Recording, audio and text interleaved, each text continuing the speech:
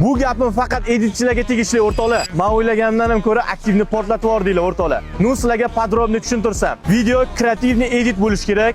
Keyin ham ohangbot haqida, botni afzalligi, ishlashi haqida ekran zaps qilib videoda ko'rsatib o'tilish kerak. Plus Mehriddin Uzni atmetga qilib, ohangbotni Instagram sahifasini atmetga qilishlaringiz kerak o'rtoqlar. Istoriyaga Telegram kanal qo'ydim.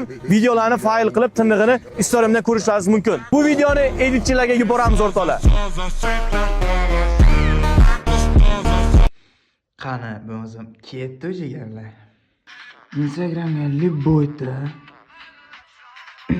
videoni shunchaki silkasini olamiz, kopirovat qilib, silkasini olgandan keyin chiqib ketamiz, Telegramga kiramiz. Telegramga ohangbot deb yozamiz va ohangbot mana original. Ohangbotga kiramiz va boshlash tugmasini bosamiz va o'zbek tilini tanlaymiz.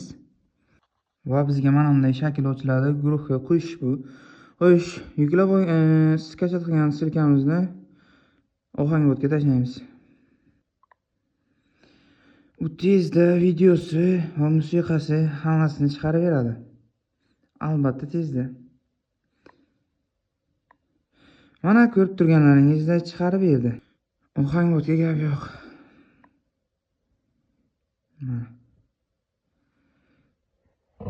Like va podpiska bo'lish esdan chiqmasin.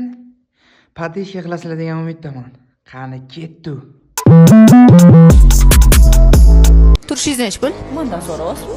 Yo'q, bulardan so'rayotgandim. Hech pul turishingiz. Ammo nima bu? Dubay mal. Bular tanlab berganmilar deyman. 5000 dirhamga olganman. 1,5 ming bo'lsa kerak.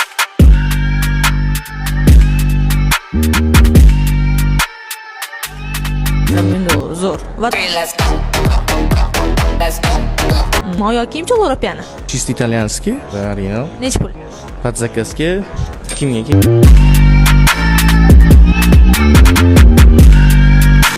Voy, zo'ru. Nechi pul?